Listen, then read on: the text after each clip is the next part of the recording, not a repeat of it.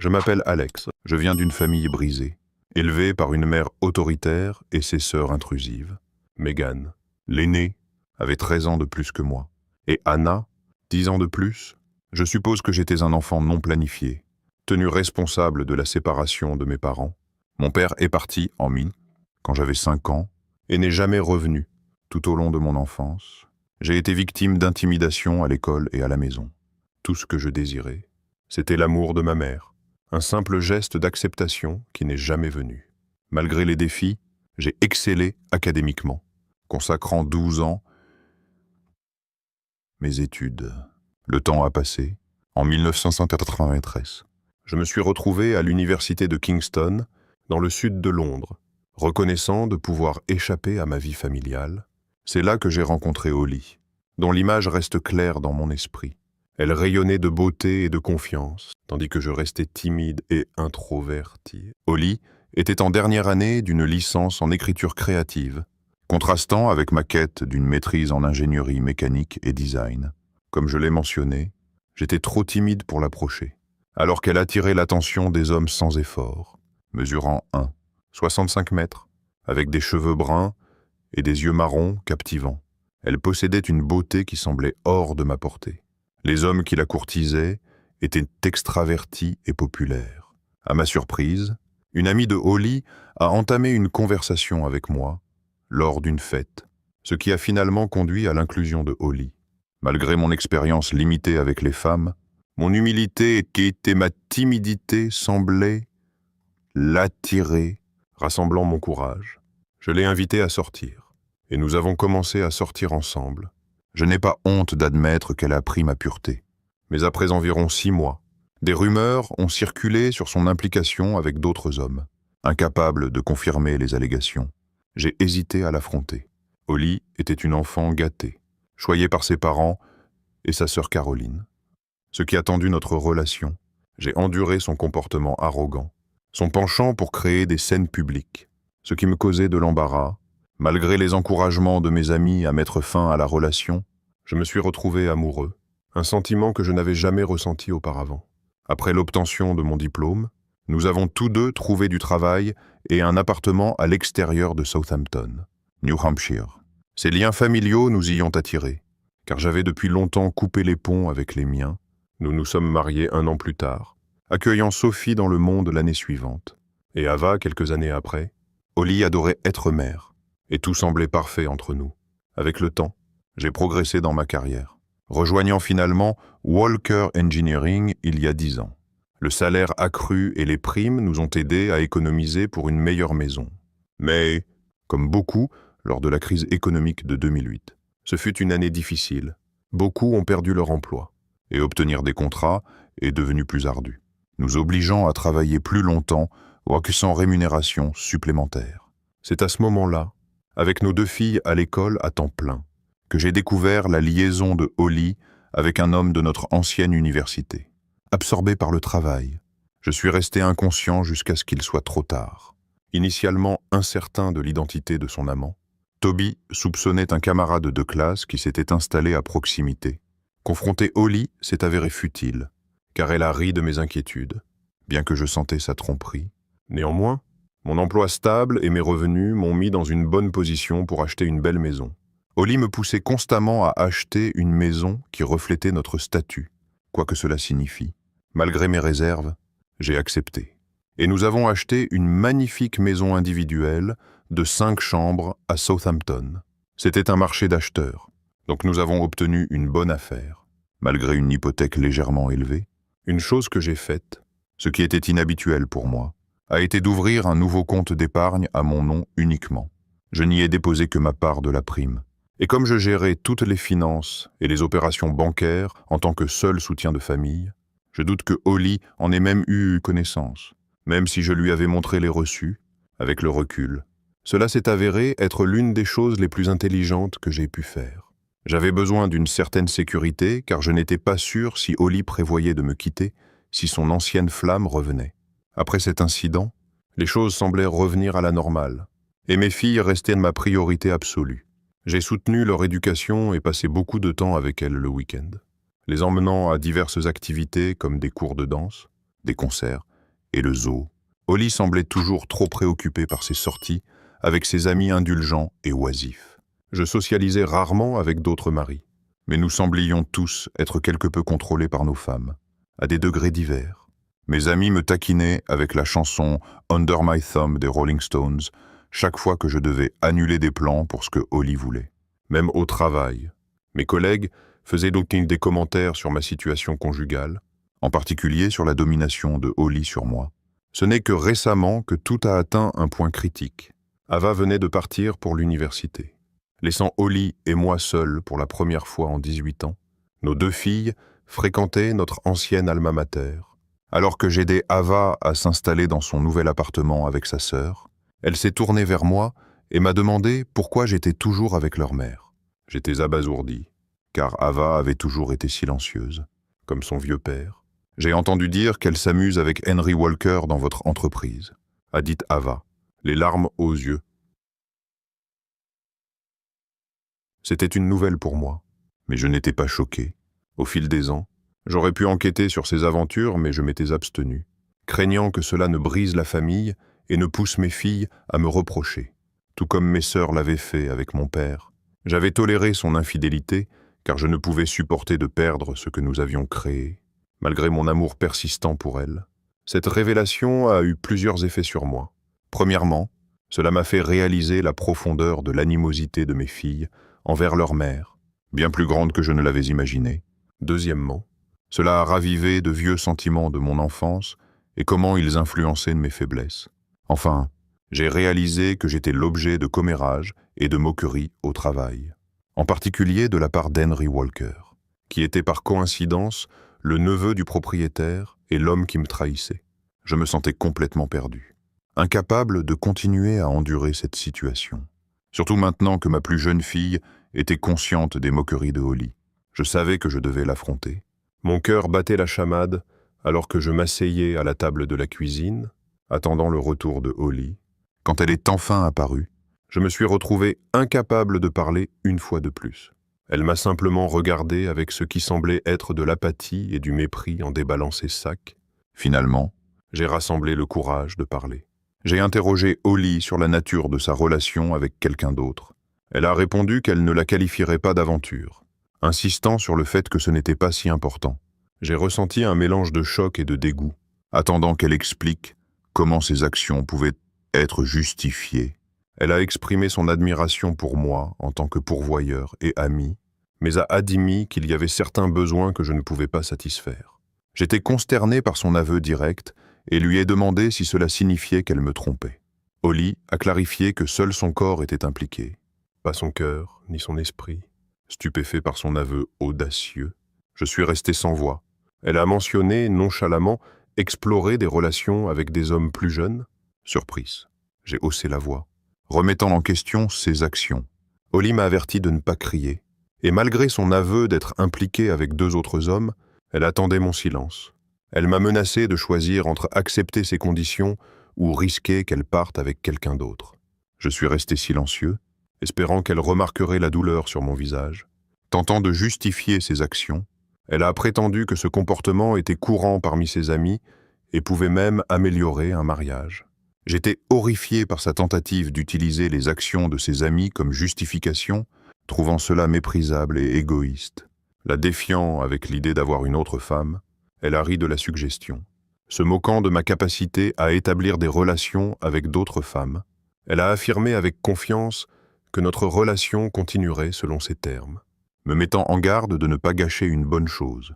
En réalité, elle avait raison. Tout au long de nos 22 ans de relation, j'avais fait preuve d'une loyauté et d'une soumission sans faille à ses désirs. Maintenant, tout le monde savait que j'étais trahi, ternissant ma réputation parmi mes amis et collègues. Le lendemain matin, je suis entré dans mon bureau et j'ai été accueilli par Henry Walker, l'homme impliqué avec ma femme. Avec un sourire narquois, il m'a demandé comment allait Alex, son expression suffisante attisant ma frustration. J'ai choisi de rester silencieux, près de la machine à café. J'ai entendu des rires de quelques hommes. Malgré leur amusement, j'ai continué à passer, me sentant exposé. Même Olivia, la secrétaire du patron, semblait trouver ma situation amusante. Assise à mon bureau, Je réfléchissais au début difficile de ma journée, me sentant ridiculisé, à la fois au travail et à la maison. Malgré mes efforts pour me concentrer, ma colère persistait. J'ai résolu d'enquêter sur le passé de mon père, ne connaissant que son lieu de naissance et son départ à 38 ans en 1977. En cherchant sur des sites d'histoire familiale pour le Cambridgeshire, j'ai trouvé plusieurs correspondances potentielles. Anticipant son décès avant mes années universitaires, j'ai réduit à 3 options et publié des demandes sur des sites de généalogie. Perdu dans mes pensées, mon patron, Jack, m'a convoqué dans son bureau. Jack, un homme prospère mais moralement douteux, voulait parler. Malgré l'envie de partir à cause de son comportement, sa persuasion et son salaire élevé m'ont retenu. J'ai découvert sa liaison avec sa secrétaire Olivia, à l'insu de sa 3e femme. Il a mentionné, sans détour, avoir entendu des rumeurs sur l'infidélité de ma femme. J'ai rétorqué, mentionnant son implication avec mon neveu. Il a reconnu le comportement. Rien de la tendance familiale à être des goujats, me laissant silencieux.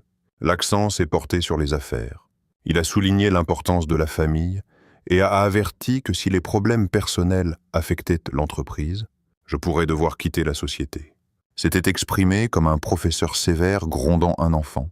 Je me suis mordu la lèvre, remarquant Olivia, sa secrétaire zélée, qui traînait près de la porte, probablement pour recueillir des informations à partager avec ses amis.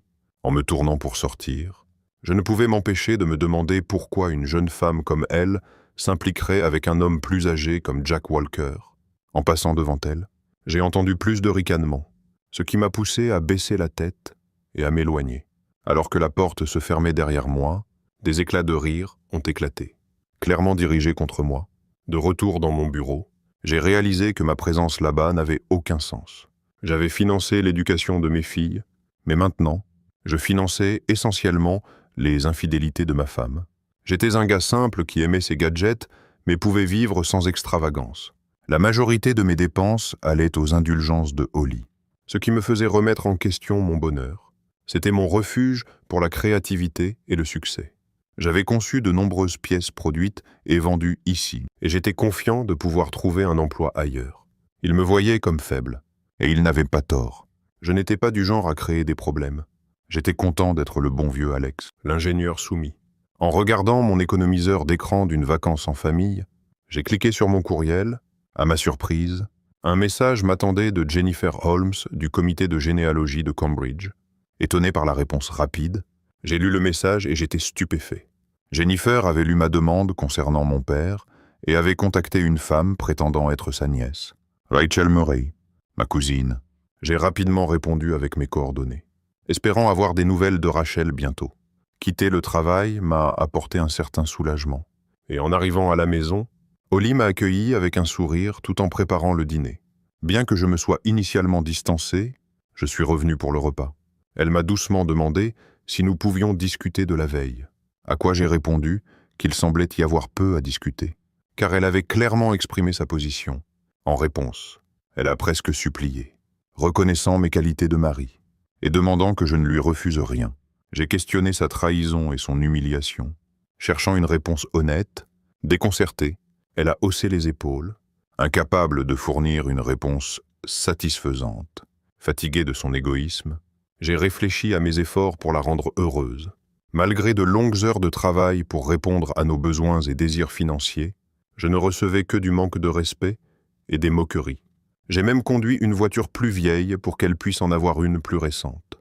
Elle a reconnu avoir des besoins que je ne pouvais pas satisfaire et m'a présenté un ultimatum, l'accepter, comme elle supposait que je le ferais. Ou elle chercherait la satisfaction avec un homme plus jeune. J'ai interrompu, mentionnant le nom d'Henry Walker, déclarant que tout le monde savait qu'il était impliqué avec elle. Elle a admis l'implication, révélant sans détour qu'il était essentiellement mon patron et hériterait de l'entreprise. Elle a décrit l'arrangement, il satisfaisait ses besoins au lit, et si je ne me conformais pas et n'acceptais pas, elle me quitterait, et il fournirait tout ce qu'elle voulait et dont elle avait besoin. Comme d'habitude, je n'ai rien dit et me suis simplement levé de ma chaise. Me retirant dans mon bureau, les larmes ont coulé et j'aurais souhaité être n'importe où ailleurs. Alors que le téléphone sonnait, j'ai répondu et entendu une voix inconnue à l'autre bout. C'était Rachel, Nous avons conversé pendant environ 1 heure, et quand j'ai raccroché, tout le reste a disparu de mon esprit, et j'affichais un large sourire. Rachel était ravie que j'ai décidé d'explorer le passé de mon père et avait beaucoup à partager. J'ai découvert que ma mère avait en effet forcé mon père à quitter la maison, me trompant tout au long de mon enfance. Malheureusement, il est décédé en 1983, alors que je n'avais que 11 ans. Il a succombé à une intoxication alcoolique, et ma grand-mère a toujours blâmé ma mère pour son comportement et son état mental. Rachel m'a informé qu'après nous avoir quittés, il désirait renouer avec moi, mais en était empêché. Nous avons organisé une rencontre le week-end chez elle à Cambridge.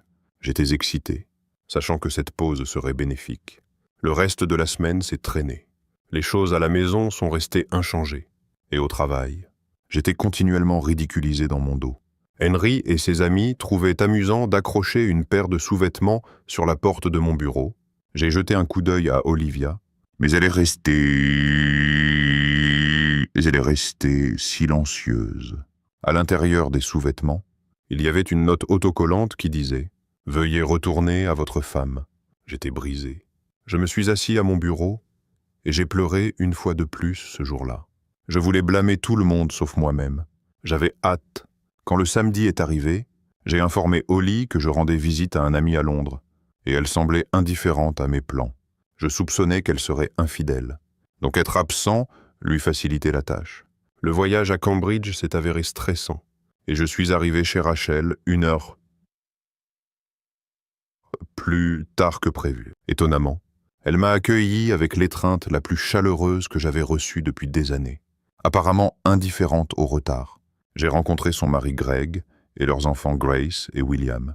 Après quoi, nous avons plongé dans des discussions sur mon père et ma nouvelle famille. La chaleur et l'altruisme de Rachel étaient évidents. Alors qu'elle et Greg conversaient avec animation, souvent en finissant les phrases de l'autre, impatients de partager notre histoire familiale, rejoints par David et Lucy Price, mon cousin et la sœur de Rachel, nous nous sommes bien liés, échangeant des idées sur mon père et la famille. Après le déjeuner, nous avons fait un court voyage, me donnant du temps pour réfléchir. À notre retour, David et moi avons discuté de nos emplois et de nos vies familiales, et pour une raison quelconque, je me suis retrouvé à me confier à mes nouveaux cousins. Ils m'ont offert un soutien indéfectible, me conseillant de ne pas tolérer ma situation actuelle. En quittant Cambridge, j'avais une perspective renouvelée. Ayant enduré de nombreux mensonges et mauvais traitements, la gentillesse et l'honnêteté montrées par ma nouvelle famille m'ont donné de l'espoir.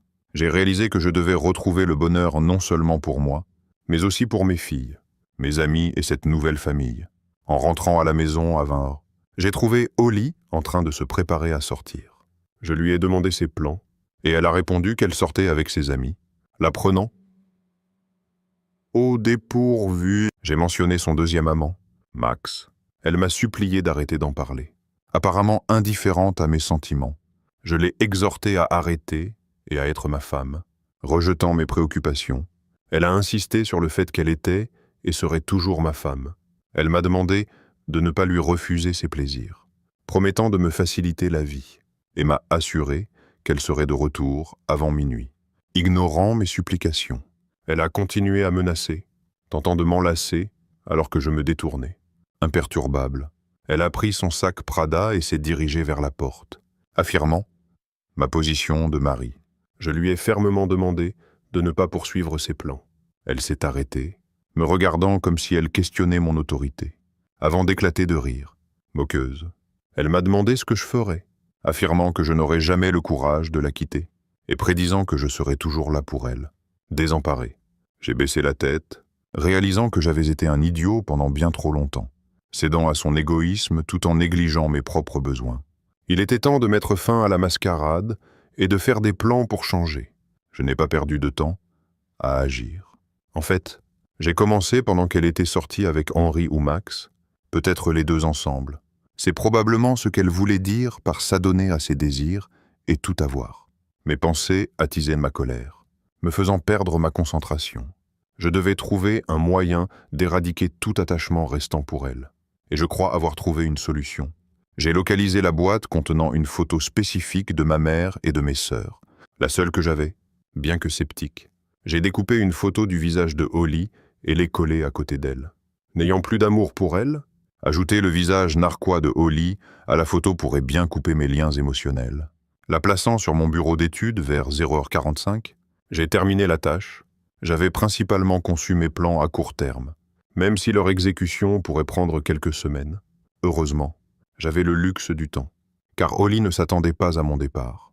Bien qu'incertain et nécessitant de l'aide, je m'étais convaincu à ce moment-là de suivre mon plan. J'ai entendu quelqu'un entrer maladroitement par la porte, et en regardant par la fenêtre, j'ai vu Henry Walker partir. En l'entendant monter les escaliers, j'ai rapidement effacé mon historique de navigation, résolvant d'utiliser le mode incognito désormais. Après qu'elle se soit retirée dans notre chambre, je suis descendu pour préparer du café, réfléchissant à mon avenir loin d'ici, surtout sans mes filles. Je trouvais cela tolérable. Décidant de déménager plus près de mes filles dès le lundi matin, je me suis rendu au travail, résolu à ne plus m'épuiser. Imperturbable par les remarques sournoises et les rires dirigés contre moi, j'ai organisé une réunion bancaire pour 13h, utilisant le temps avant pour revoir mes finances. Bien que risqué, si cela réussissait et avec le bon soutien, je m'en sortirais relativement indemne. La réunion s'est déroulée comme prévu, me permettant de fermer mon compte d'épargne et de retirer mon nom de notre compte joint. Avec une somme conséquente en main, j'ai clos le compte d'épargne pour obtenir du liquide. En chemin vers le bureau, je me suis arrêté chez PC World, achetant 2 enregistreurs vocaux numériques, un disque USB 3, Bluetooth de fait, et un nouveau disque dur pour PC, de retour. J'ai commencé à accéder aux fichiers clients privés de l'entreprise, une tâche qui m'a pris 1 heure pour craquer le mot de passe de Jack, ironiquement, le nom de sa femme et son anniversaire à 6 chiffres.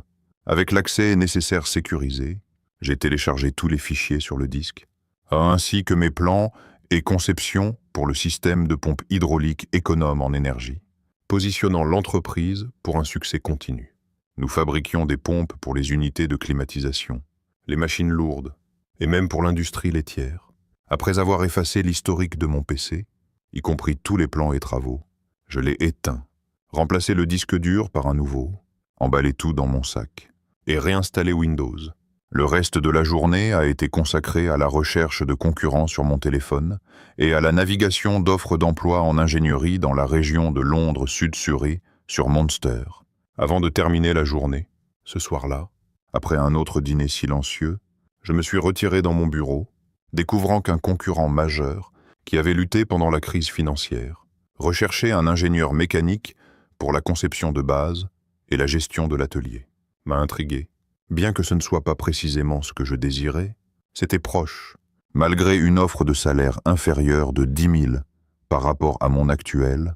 J'ai rapidement envoyé mon CV par courriel. Pour maintenir les apparences avec Holly, j'ai choisi de dormir dans notre lit conjugal cette nuit-là. Cependant, je me suis assuré de feindre le sommeil quand elle est entrée. Son toucher me donnait la nausée, mais curieusement, cela me plaisait de réagir ainsi. Je devenais repoussé par elle, ce qui m'aiderait à long terme. Le lendemain, un Robert Williams, surpris de Sutton Hydraulics, m'a appelé, exprimant son incrédulité face à mon éventuel passage de Walker Engineering à sa plus petite entreprise. Bien qu'il m'ait presque offert le poste immédiatement, j'ai requis un entretien le lendemain, ce qu'il a accepté. Une autre pièce cruciale était en place, et les choses progressaient rapidement, avec du temps à disposition. J'ai commencé à rechercher des appartements dans la région, trouvant finalement un qui se trouvait à seulement 15 minutes de chez mes filles et à 5 minutes du travail. J'ai programmé une visite pour le lendemain de l'entretien avec Robert Williams. Par la suite, j'ai informé Jack que je devais rendre visite à mes filles à Kingston pour signer des papiers le lendemain, ce à quoi il a acquiescé nonchalamment. Cette nuit-là, j'ai téléphoné à mon vieil ami Toby Brown, organisant une rencontre avec lui et sa femme Sarah. Le lendemain soir, après mon entretien et la visite de l'appartement, Toby et Sarah, conscients que j'avais quelque chose en tête, attendaient avec impatience mon explication. Avant de les rencontrer, j'ai parlé à mes filles de la situation, recevant leurs réponses de soutien et de compréhension. Lors de la réunion avec Toby et Sarah, j'ai révélé les détails de la première phase de mes plans. Leur surprise face à ma décision de riposter surpassait tout choc concernant l'infidélité de Holly, un fait courant à leurs yeux, Sarah m'a interrogé sur ma décision de quitter Holly, m'offrant une autre tasse de thé. J'ai relaté les révélations de la rencontre avec mes cousins, y compris l'expulsion de mon père de la maison par ma mère et mes sœurs. Prenant son parti, j'ai noté que mes filles me soutenaient cette fois-ci. Toby a exprimé son inquiétude, se demandant si la découverte lors de la réunion m'avait poussé à me défendre. J'ai clarifié que c'était lors d'une visite à la tombe de mon père que j'avais remarqué quelque chose sur la pierre, ce qui m'avait choqué et incité à partir. Ils m'ont tous deux demandé, simultanément, ce que j'avais vu sur la pierre commémorative. J'ai partagé qu'elle comportait une image de rose avec les mots « à la mémoire affectueuse », suivie de la date de naissance de mon père et de son âge au décès. Par coïncidence, mon âge actuel, Toby et Sarah ont légèrement reculé. Indiquant leur compréhension, j'ai expliqué que j'avais un choix à faire face à des moments qui pourraient mener à l'alcool, à l'amour ou pire. Comme le croyait ma grand-mère, j'ai décidé de ne pas imiter mon père et, à la place, de riposter. J'ai continué, révélant que je ne me sacrifierais plus à essayer d'être le mari parfait. Endurant les abus et les moqueries, j'ai confessé à mes amis, me sentant vulnérable face à l'ampleur de ma déchéance. Sarah a offert son aide et partagé son plan pour se protéger et se venger de Holly. J'ai souri et acquiescé. Appréciant la ténacité de Sarah, malgré des soupçons antérieurs de sa propre liaison, expliquant ma stratégie financière, j'ai partagé qu'en 2008, j'avais ouvert un compte d'épargne séparé, y déposant toutes mes primes et argent supplémentaires. Obtenir une hypothèque ne nécessitait que mon nom. Facilitant ma demande de prêt, j'ai décrit le rôle de Toby dans le transfert de la propriété de ma maison à une nouvelle société qu'il créerait pour régler l'hypothèque. Transférant les actes via le registre foncier, Toby a exprimé un scepticisme quant au plan, mais je l'ai assuré que Holly n'aurait pas les moyens de le contester. J'ai souligné que ses parents religieux, en découvrant son infidélité, prioriseraient leurs principes plutôt que de la soutenir. Ils ont accepté et ont même proposé de m'aider à couvrir l'hypothèque, me permettant de retarder le paiement. En chemin vers la maison, je me suis arrêté chez un concessionnaire Land Rover où j'ai négocié l'échange de la voiture de Holly pour le dernier modèle. Nous avons mis fin au plan de paiement pour la Range Rover Sport qu'elle avait, bénéficiant au concessionnaire lors de la revente. J'ai assuré le concessionnaire que je reviendrai pour ma propre mise à niveau, sachant qu'il pourrait récupérer le coût de la voiture de Holly en la vendant presque comme neuve. Je m'excusais pour tout inconvénient, mais expliquais que la perspective de me vendre un nouveau Range Rover coûteux compensait largement. En partant, j'ai pris une brochure de 2016, pas pour moi, mais pour Holly. En arrivant à la maison, elle était assise dans le salon, sirotant une café, l'air pâle. J'ai enlevé ma veste et jeté mon sac par terre, me préparant à mettre en œuvre la deuxième partie du plan. J'ai exprimé mon amour pour Holly et mon désir qu'elle ait le meilleur. J'ai déclaré que j'échangerais sa voiture et lui achèterais un modèle 2017, pointant du doigt dans la brochure. Exprimant son enthousiasme, elle a exclamé qu'elle adorait la nouvelle voiture, ignorant mon plan. Elle a reconnu ma capacité à la faire se sentir mieux, mentionnant le seul hic étant qu'ils avaient déjà un acheteur pour ma voiture. Elle a proposé de l'amener chez le concessionnaire vendredi après-midi, quittant le travail plus tôt pour la tâche. Elle a suggéré que j'utilise sa voiture pour le week-end pour rendre visite à mes amantes, ce qui l'a fait reculer à la dernière remarque, un regard de choc et de confusion traversant son visage. Demandant ce qui n'allait pas, je l'ai incitée à aborder la situation. Elle n'a rien mentionné de spécifique, mais m'a demandé si j'étais toujours contrarié par notre arrangement. J'ai clarifié que ce n'était pas notre arrangement, mais le sien. Soulignant que je n'avais pas mon mot à dire, j'ai demandé si je n'avais d'autre choix que de l'accepter, espérant une réponse. Elle a simplement acquiescé, semblant avoir affirmé sa domination. Et j'avais capitulé. Malgré les circonstances, elle a déclaré qu'elle m'aimait, exprimant une réelle préoccupation. Je n'ai rien répondu et me suis éloigné dans la cuisine. Mon téléphone a commencé à sonner. Alors je suis sorti dans le jardin pour prendre l'appel. Toby a confirmé que l'argent avait été transféré. J'étais prêt à partir le lendemain, sans tarder. Je suis entré dans la banque et j'ai été conduit au bureau du spécialiste des hypothèques. 1 heure plus tard, l'hypothèque était payée et tous mes comptes restants étaient fermés. J'ai marché quelques portes plus loin et ouvert un nouveau compte avec une autre banque. J'étais satisfait, sachant que je n'aurais plus rien à payer, à moins que Holly n'entame une action en justice et ne me traîne devant les tribunaux. Mon sourire s'est estompé. Le lendemain, j'ai contacté le registre foncier et rempli la demande en ligne appropriée, avec tous les détails de la nouvelle société de Toby et Sarah, en 10 minutes après la demande. J'ai reçu un courriel de confirmation indiquant que cela prendrait 3 à 5 jours pour être complété. Une fois fait, je pourrais simplement remettre les actes à Toby, et il pourrait enregistrer la propriété à sa société. Ce même jour, j'ai frappé à la porte de Jack. Olivia était avec lui. Comme d'habitude, les vendredis étaient généralement le moment où il s'adonnait à elle, et je crois avoir interrompu leurs activités intimes. Elle nous a laissés seuls. Plaçant ma démission sur son bureau, il m'a regardé avec ce sourire stupide sur le visage. Il m'a interrogé sur le document dans mes mains. J'ai répondu que c'était ma démission, et exprimé la conviction que partir immédiatement serait préférable, compte tenu de la situation avec nos familles. J'ai suggéré qu'il pourrait ne pas vouloir de moi trop longtemps. Il semblait abasourdi par la nouvelle. J'ai audacieusement requis que mon P45 soit prêt pour lundi, et insisté pour ne pas mentionner mon départ à quiconque que Holly ne connaissait pas.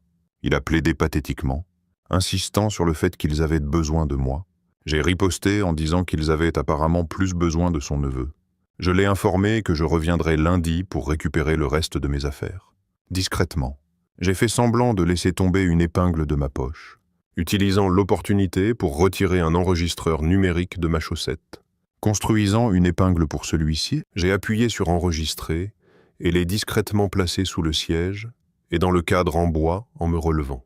Concluant la conversation, j'ai mentionné avoir des choses à faire et j'ai quitté son bureau. En guise de dernier coup, je lui ai dit de ne pas revenir en rampant quand il serait fauché, suggérant que la seule chose qui gardait sa femme infidèle avec lui était son argent. J'ai souri, sachant que cela avait touché une corde sensible. Me retournant, j'ai quitté son bureau.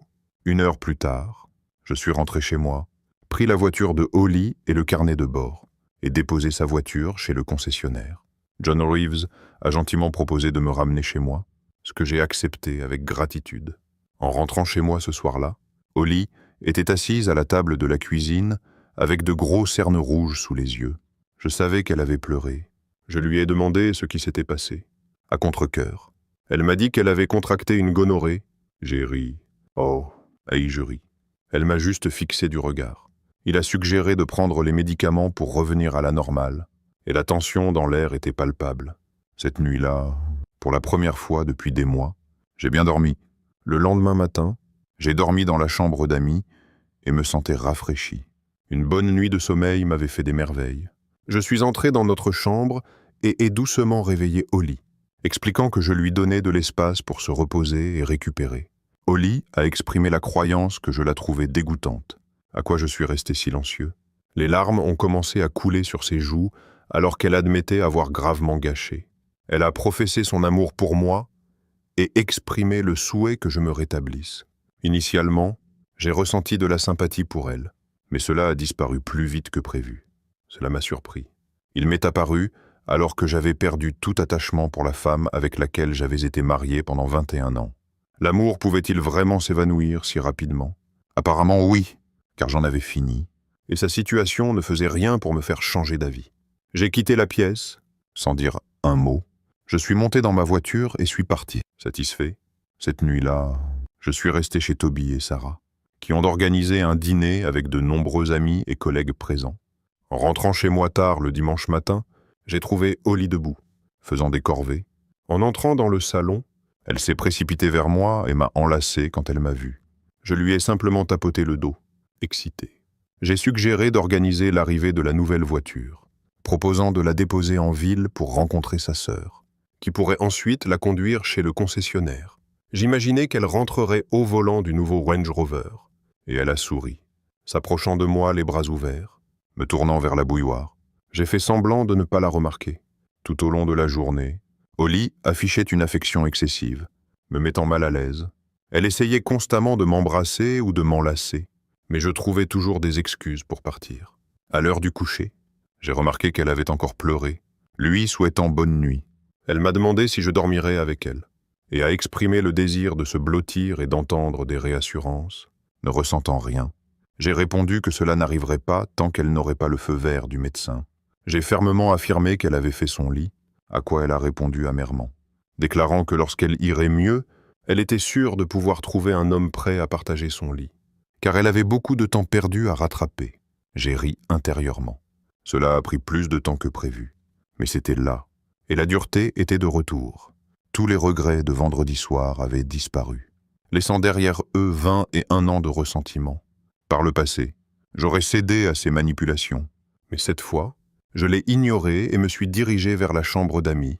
Ce serait ma dernière nuit dans ma maison, et ce serait dans la chambre d'amis.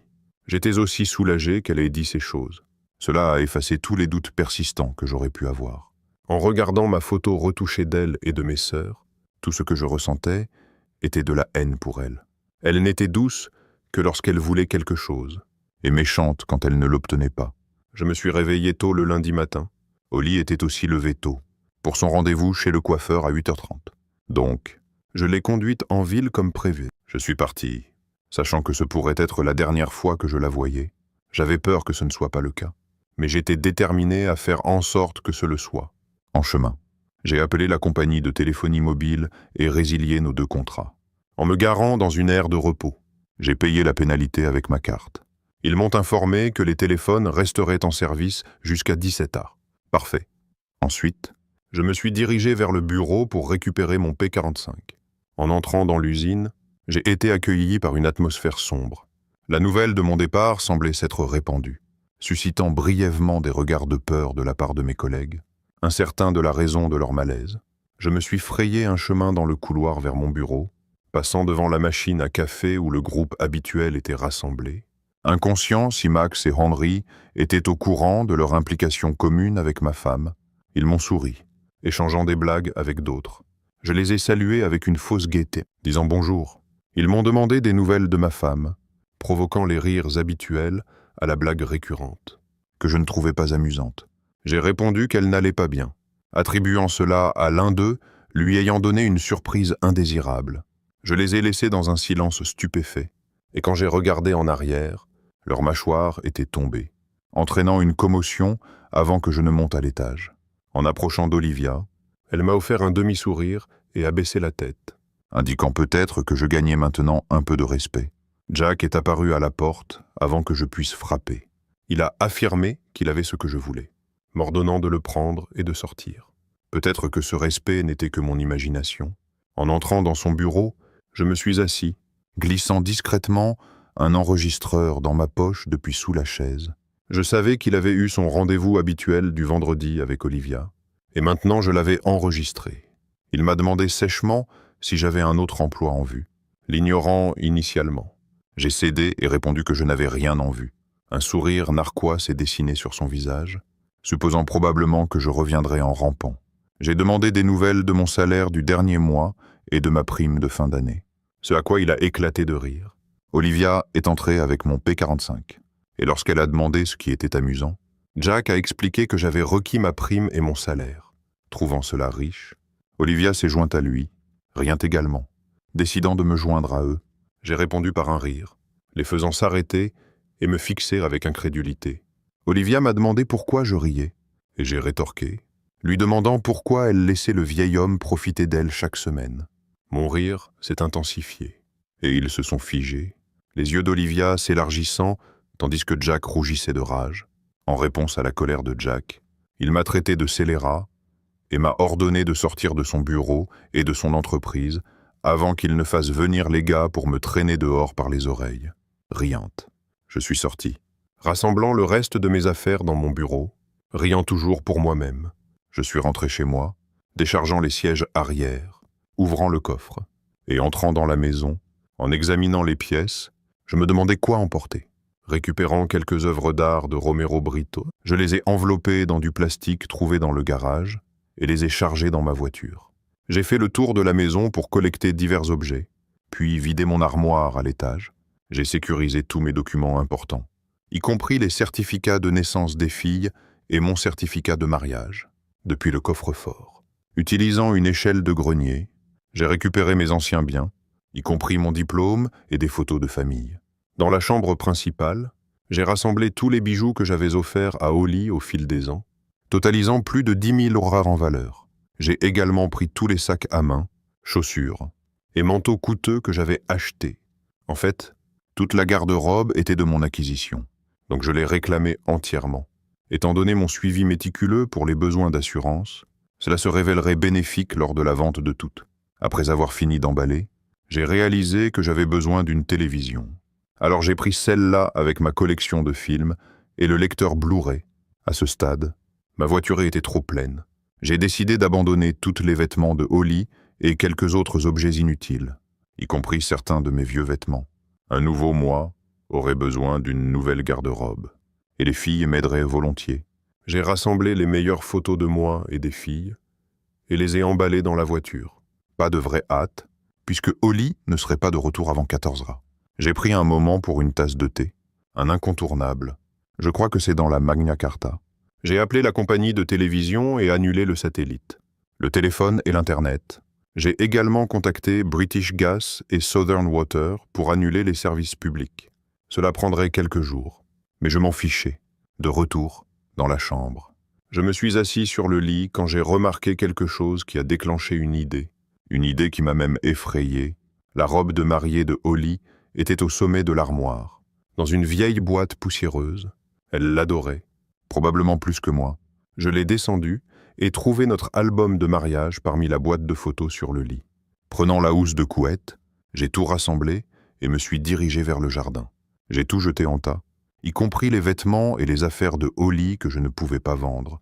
J'ai laissé ses sous-vêtements intacts, ne voulant aucun rappel. J'ai fermé la voiture et vérifié l'heure. Seulement 13h45. J'ai appelé Robert Williams et lui ai dit que je déposerais mon P45 plus tard avec l'équipe de nuit. Impatient de commencer frais demain. Il semblait satisfait et j'espérais avoir égayé sa journée. À 14h, j'étais assis, attendant l'appel. J'ai trouvé des diluants à peinture dans le garage et les ai versés sur la robe de mariée dans le jardin. Juste au moment où j'allais allumer le feu, mon téléphone a sonné.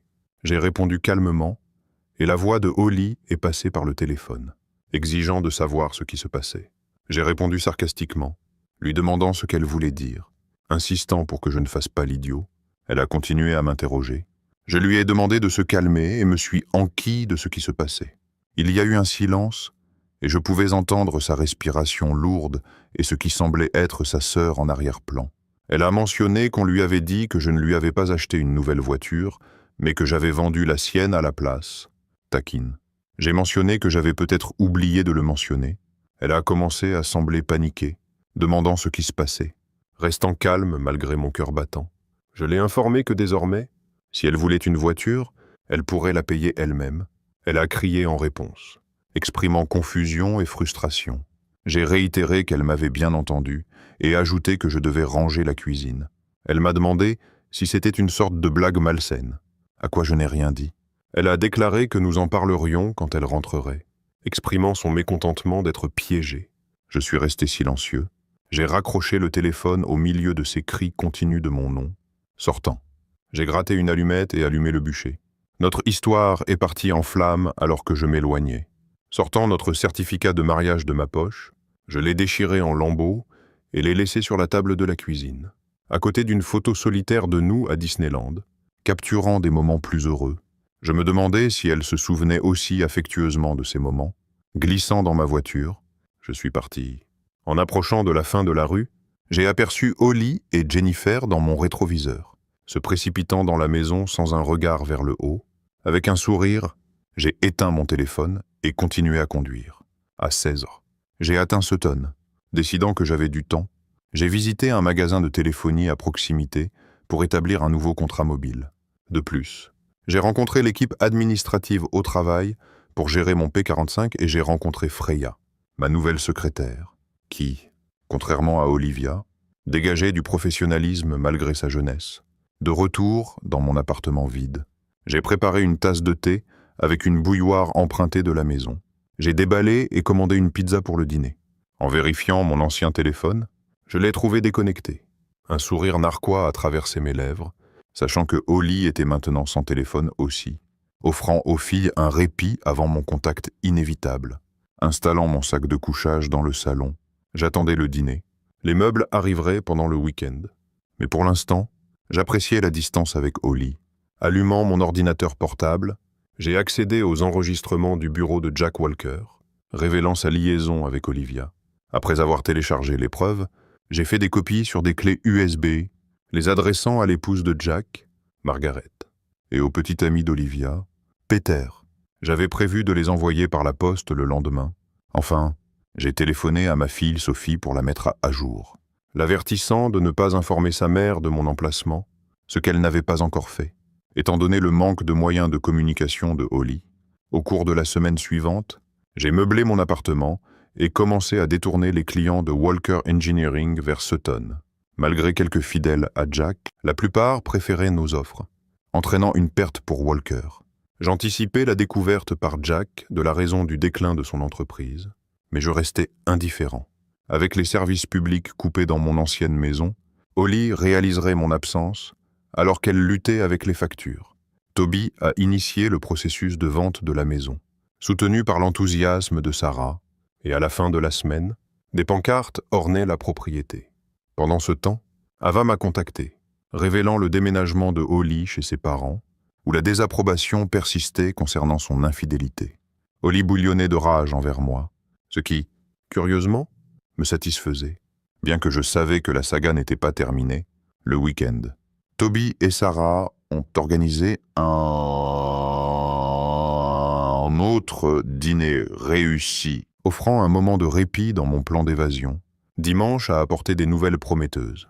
Après seulement une semaine sur le marché, j'ai reçu 2 offres sérieuses pour 550 000, dont l'une que j'ai acceptée immédiatement. Me préparant pour la finalisation, j'ai organisé des fonds pour les filles et des investissements, m'assurant que Toby soit compensé et sécurisant une partie en liquide pour ma sécurité. Me protéger restait une priorité. Au fil de la semaine, la nouvelle de Toby que la vente pourrait se conclure rapidement m'a rempli de joie. J'ai rapidement contacté une entreprise de déménagement, leur confiant la tâche de vider mon ancienne maison. Pendant ce temps, les filles ont contacté leur mère, qui a répondu avec une colère et des menaces accrues, assurant aux filles que le tumulte prendrait bientôt fin. Je leur ai offert du réconfort. Le mardi matin, lors d'une conversation avec un nouveau client, qui avait récemment rencontré Jack Walker pour discuter d'un éventuel renouvellement de contrat, j'ai appris la situation désastreuse de Walker Engineering. Le client a révélé qu'en raison d'une perte significative de projets, l'entreprise avait dû licencier 50% de son personnel. De plus, il m'a informé de la décision de Madame Walker de divorcer de Jack à cause de son infidélité. Malgré cette révélation, je n'ai ressenti aucune sympathie. Mon esprit était préoccupé par le calcul des chèques de commission. Bien que je restais ignorant du sort d'Olivia et de son petit ami, je savais qu'il avait reçu mon cadeau, que Madame Walker ait reçu le sien ou non. La raison de leur divorce imminent était indubitablement claire. Je me demandais ce que les amis et la famille de Madame Walker penseraient de sa liaison avec un homme plus âgé. En reconnaissance de mes efforts, j'ai été récompensé par une toute nouvelle Land Rover Discovery HSE, bien que j'ai envisagé de me faire plaisir auparavant. Robert et les cadres étaient notés si satisfaits de mes performances et de la trajectoire de l'entreprise qu'ils m'ont offert la voiture, ainsi qu'une commission substantielle dépassant 30 000. Regardant par la fenêtre de mon bureau ma nouvelle voiture, j'ai été surpris lorsqu'une Ford Focus familière s'est garée sur le parking. J'ai découvert que la voiture appartenait à Diane, la mère de Holly, anticipant une confrontation inévitable. Je me suis préparé alors que mon téléphone de bureau sonnait. Ma secrétaire, Freya, m'a informé qu'une femme prétendant être ma femme était à la réception. Je lui ai demandé de dire à la femme que j'étais en réunion et que je descendrais dans 1 heure. 3 heures plus tard, j'ai jeté un coup d'œil par la fenêtre pour la trouver encore en attente. Avec un soupir, j'ai décidé de partir pour la nuit, prête à l'affronter si nécessaire, ou simplement à passer si elle ne me repérait pas. Sortant par une porte latérale, je me suis dirigé vers ma voiture. Alors que j'étais sur le point de monter, j'ai entendu des pneus crisser, et avant que je ne m'en rende compte, elle m'avait bloqué avec sa voiture. Sortant, elle s'est précipitée vers moi avec une fureur évidente dans son apparence débraillée, clairement bouleversée et vêtue de vêtements usés qui semblaient être ceux de sa sœur. Ses cheveux en désordre ajoutaient à son désarroi. Espèce d'idiot, a-t-elle crié, essayant de me gifler mais manquant sa cible, alimentée par la rage. Elle exigeait des représailles, l'invitant à se calmer. Je l'ai invitée à s'asseoir dans la voiture avec moi, surprise par la vue de la nouvelle voiture. Elle a exprimé ses difficultés financières et m'a supplié de revenir. Je lui ai dit que, comme je ne pouvais pas répondre à ses besoins et ne faisais pas le poids face à ses amants plus jeunes, je me sentais superflu dans sa vie. Elle m'a alors supplié de rentrer à la maison, exprimant le souhait de dépasser la situation et me pardonnant. Je n'en croyais pas mes oreilles et lui ai demandé si elle plaisantait. Elle a affirmé qu'elle me pardonnait d'avoir détruit ses affaires et sa vie. Questionnant son pardon, j'ai souligné la tromperie ouverte, le manque de respect et son audace à revendiquer le pardon. J'ai déclaré fermement que je ne serai plus jamais avec elle et lui ai froidement suggéré d'aller avec l'un de ses amants. Elle a mentionné que ses amis la traitaient différemment maintenant qu'ils étaient séparés et que leur mari questionnait leur fidélité. Tout en reconnaissant une certaine responsabilité pour ses malheurs, je compatissais toujours avec elle. Elle a admis faire face aux conséquences de ses actions, ayant gâché une belle vie par avidité et manque de respect. Malgré cela, je savais que je devais avancer. Elle m'a supplié de revenir dans sa vie, prétendant n'avoir plus rien.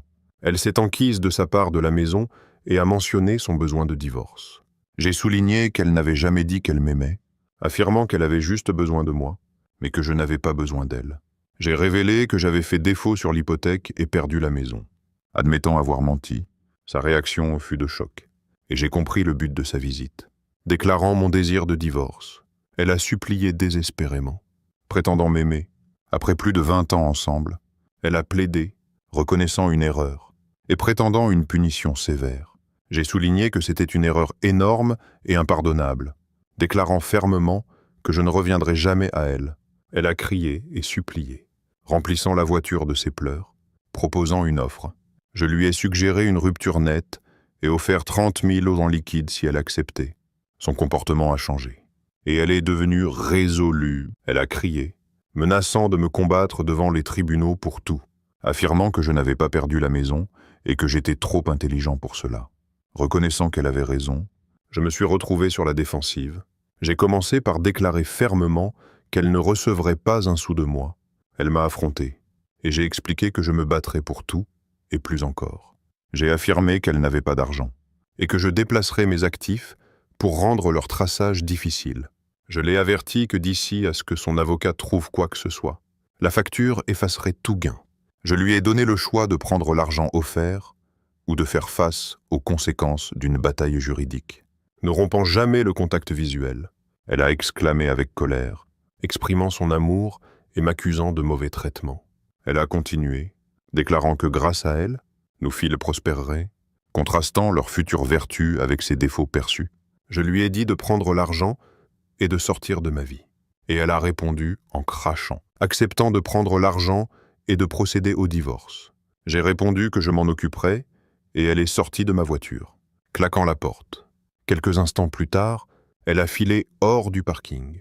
Le lendemain, j'ai entamé les démarches de divorce, invoquant l'infidélité comme motif. Une semaine plus tard, j'ai organisé une rencontre avec Holly dans l'appartement des filles. Malgré la vente complétée de ma maison, j'ai reporté les investissements jusqu'à la signature des papiers. Maintenir la civilité devant les filles s'est avéré difficile. J'ai remis l'argent à Holly et elle a signé les papiers. Après avoir dit au revoir aux filles et souhaité bonne chance à Holly, je me préparais à partir. Holly a soudainement éclaté en larmes, bien que je sentais que c'était peut-être plus pour le bénéfice des filles. Sophie et Ava ont échangé des regards complices. Ava a mentionné me voir le week-end prochain, faisant référence au concert de Coldplay dont elles étaient excitées. Je suis retourné dans la pièce, où Holly continuait de sangloter. Inaperçue des autres. Soudain, j'ai réalisé ce qu'Ava voulait dire à propos du concert. Sophie s'est enquise de nos plans, et j'ai mentionné vérifier avec Amy et leur faire savoir pendant la semaine avant de partir. Ignorant les cris de Holly alors que je quittais, j'ai fermé la porte derrière moi